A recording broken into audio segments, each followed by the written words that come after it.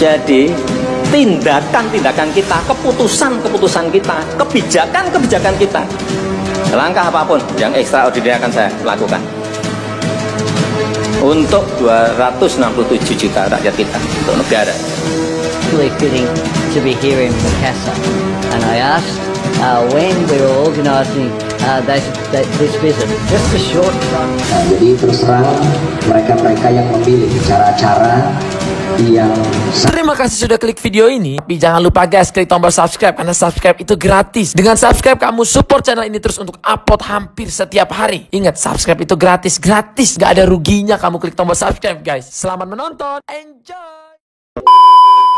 Indonesia punya trik jitu buat Australia angkat kaki dari Pulau Pasir.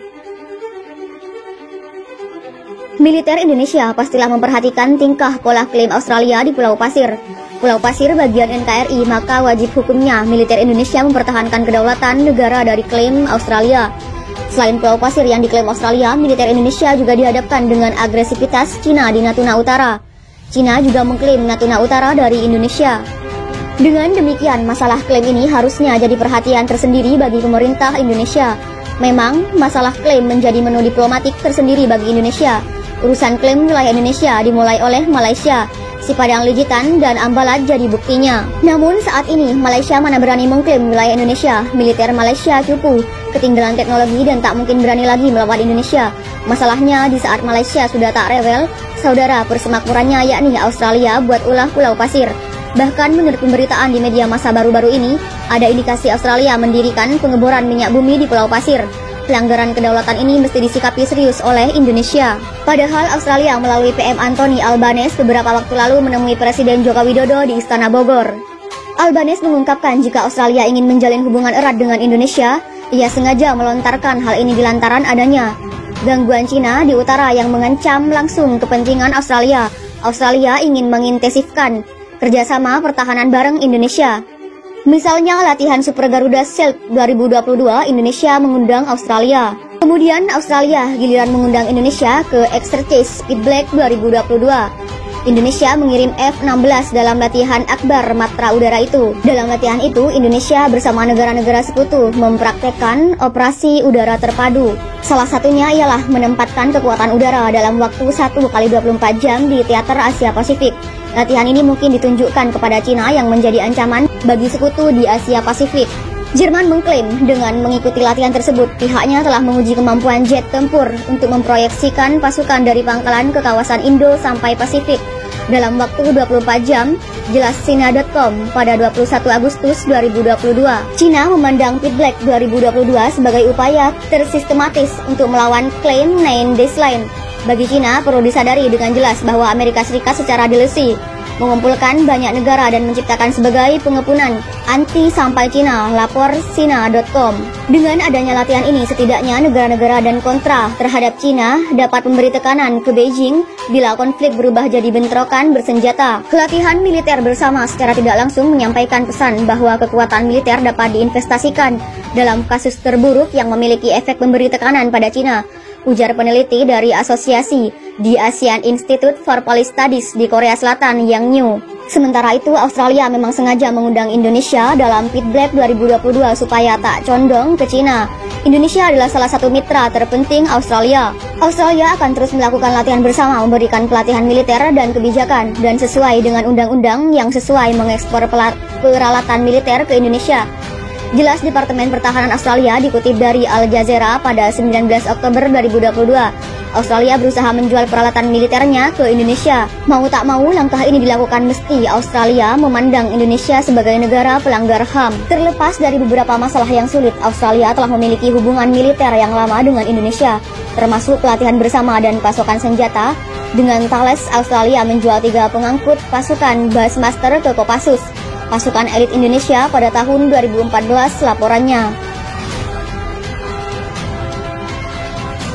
Militer Indonesia punya trik jitu buat Australia angkat kaki dari Pulau Pasir.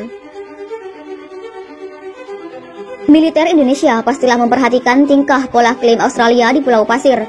Pulau Pasir bagian NKRI, maka wajib hukumnya militer Indonesia mempertahankan kedaulatan negara dari klaim Australia.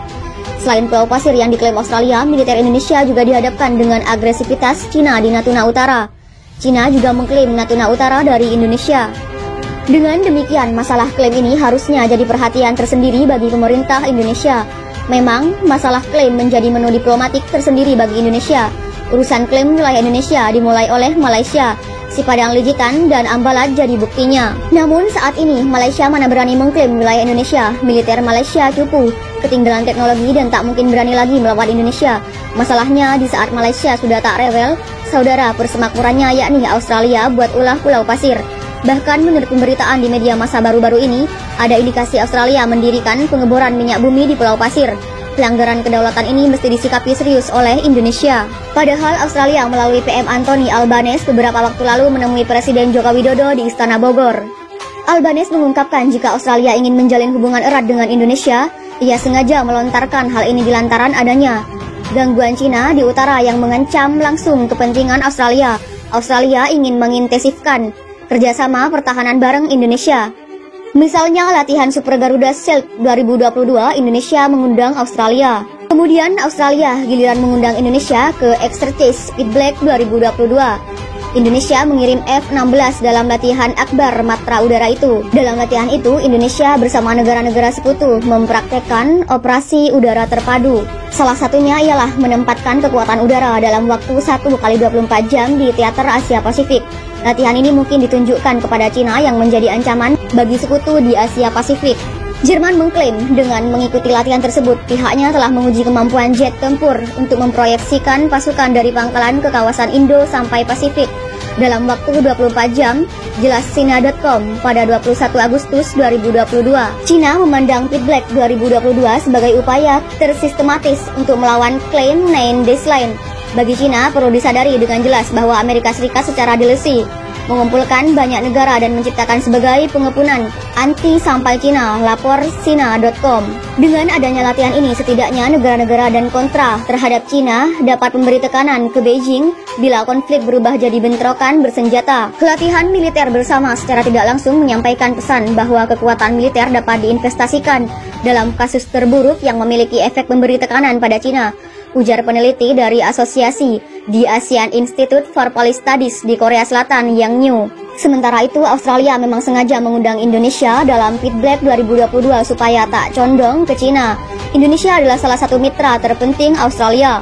Australia akan terus melakukan latihan bersama, memberikan pelatihan militer dan kebijakan, dan sesuai dengan undang-undang yang sesuai mengekspor peralatan militer ke Indonesia.